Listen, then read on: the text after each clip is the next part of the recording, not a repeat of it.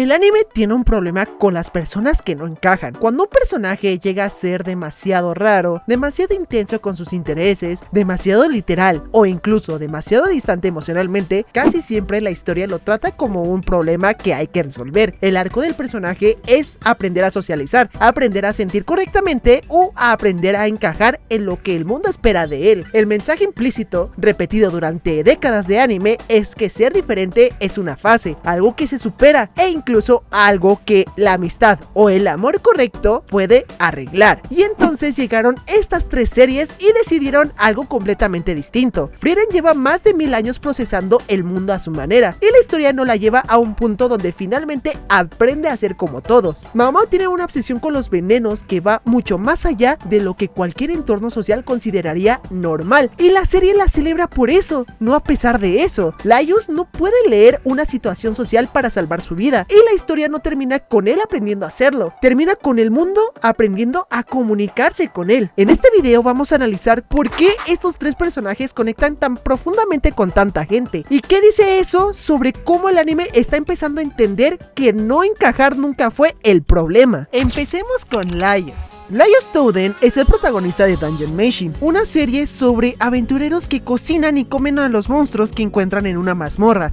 y dentro de esa premisa absurda hay uno de los retratos más honestos de alguien que procesa diferente que ha dado el anime en años. Laius tiene una hiperfijación con los monstruos que no tiene techo. No es que le gusten, es que son el centro gravitacional de su existencia. Puede recitarte la anatomía, el comportamiento, el hábitat e incluso la dieta de cualquier criatura de las dungeons, con una precisión que sorprende hasta el más especialista dentro de la historia. Pero en el mismo minuto puede estar completamente ajeno a que su actitud acaba de incomodar a todos en la habitación, no porque no le importe la gente, sino porque su forma de procesar el mundo social no funciona con las señales implícitas que la mayoría da por sentadas. Si nadie le dijo explícitamente que algo estaba mal, para él no estaba mal. Esa escena con Shuro es una de las más importantes de la serie, no porque Laius aprenda a ser diferente, sino porque revela con honestidad lo que es cargar con una forma de procesar que no avisa de sus propias consecuencias sociales. Laius no fue cruel con Shuro deliberadamente, simplemente no recibió las señales de que algo estaba saliendo mal y nadie se las mandó de una forma que él pudiera leer. Y aquí está lo que hace Dungeon Meshi diferente a prácticamente cualquier otro anime. La resolución de esa tensión no es que Laius aprenda a leer las señales implícitas, la resolución es que Marcel, Chilchak y Senshi, las personas que lo rodean, aprendan a ser más explícitos, aprendan que con Laius la comunicación tiene que ser directa, sin capas y sin asumir que él va a poder entender indirectas o información implícita que la gente le dice. El mundo se mueve hacia él, no al revés. En el Anime Expo 2024, incluso la autora Ryoko Kui confirmó que Laius tiene rasgos de alguien que procesa diferente, de un espectro autista. Sin embargo, nunca dice implícitamente que él tiene el espectro autista, que eso marca la diferencia mucho. Además, nunca lo escribió con una etiqueta o una intención de representar una condición específica. Simplemente escribió a alguien que conocía con honestidad, y esa honestidad fue suficiente para que miles de personas lo reconocieran como algo suyo antes de que nadie lo nombrara. Eso es lo que hace que Laius funcione. No es un personaje sobre la neurodivergencia, es un personaje neurodivergente, y la diferencia entre estas dos cosas es abismal. Ahora vamos con la loquita de los venenos. Mao Mao es el caso más complejo de los tres y el que más dice sobre lo que pasa a alguien que procesa diferente cuando el entorno no puede permitirse adaptarse a ellos. Su hiperfijación con los venenos, las hierbas y la medicina es absoluta. Experimenta en su propio cuerpo sin pestañear. Puede ignorar una conversación completa mientras trabaja con sus preparados o le dan un material extremadamente raro, y tiene una tendencia a interpretar las situaciones sociales de forma extremadamente literal, cuando el contexto implícito que los demás dan por sentado simplemente no llega a ella de la misma forma. Pero Mao Mao creció en el distrito del placer, un lugar donde sobrevivir significa leer lo que los demás necesitan de ti y dárselo constantemente, sin importar lo que tú sintieras. En ese entorno, procesar diferente no era una rareza tolerable, era un riesgo. Entonces Mao Mao desarrolló algo que muchas personas que no encajan desarrollan cuando el entorno no puede o no quiere adaptarse. Aprendió a observar cómo funciona funcionan los demás y a replicarlo conscientemente, a actuar como si leyera las señales sociales aunque en realidad las está calculando, a usar la inteligencia para simular una fluidez social que no le sale natural. Esto explica algo que muchos espectadores notan pero rara vez logran nombrar. A veces Mao Mao parece no entender algo social obvio y luego en otro momento demuestra que sí lo entendió perfectamente, solo que decidió no reaccionar de la forma esperada porque no le veía utilidad práctica, debido a su pragmatismo. El punto no es que no perciba,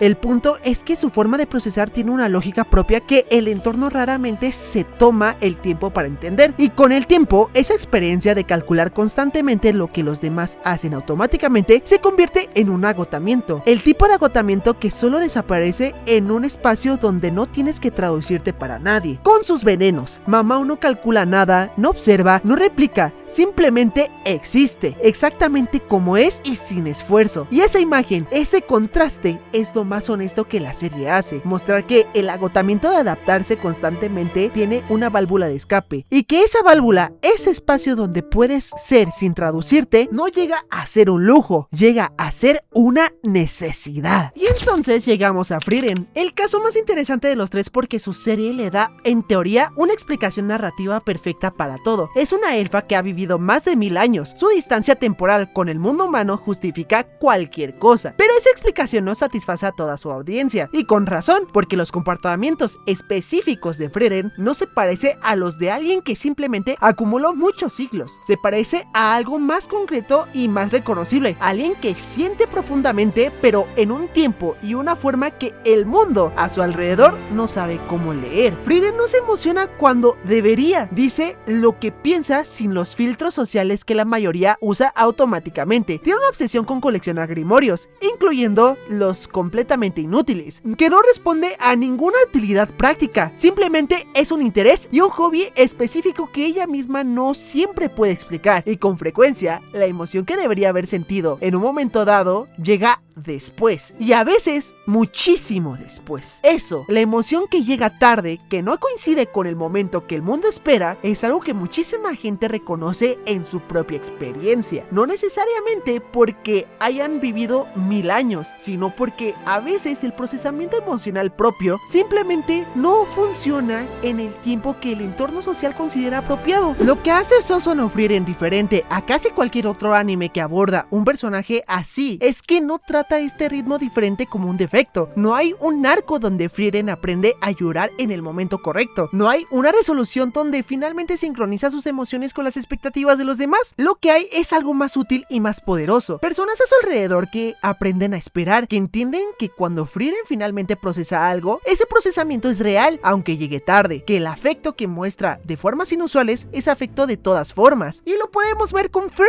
reforzándole actitudes y comportamientos que llegan a ser bastante funcionales a la hora de que ella va durmiendo. Y eso, la idea de que el mundo puede aprender a esperarte en lugar de exigirte que te aceleres, es lo que hace que Frieren resuene con tanta gente que pasó años sintiéndose desfasada emocionalmente respecto a las expectativas de quienes los rodeaban. 3 personajes, 3 series completamente diferentes, y los 3 comparten algo que el anime raramente se permite: la decisión de que no encajar no es una fase, no es un problema que la historia va a resolver en el último episodio, es simplemente una forma de ser en el mundo, con sus dificultades reales y con sus costos reales, claramente, que merece ser contada con honestidad. Laios le dice a esa audiencia que el mundo puede aprender a comunicarse contigo, no solo al revés. Mao Mao le dice que la inteligencia y la intensidad no necesita disculparse por existir, y que el agotamiento de adaptarse constantemente tiene sentido y no es simplemente una falla. Frieren dice que procesar las cosas a tu propio ritmo sigue siendo procesarlas, y que hay personas que pueden aprender a esperarte. Ninguno de los 3 autores escribió a sus personajes con una declaración de intenciones, simplemente los observaron con honestidad y los describieron como eran, y esa honestidad fue simplemente para que millones de personas con experiencias muy diferentes entre sí los reconocieran como algo suyo. Eso es lo que pasa cuando una historia deja de preguntarse cómo arreglar a un personaje y empieza a preguntarse qué tiene de valioso exactamente como es.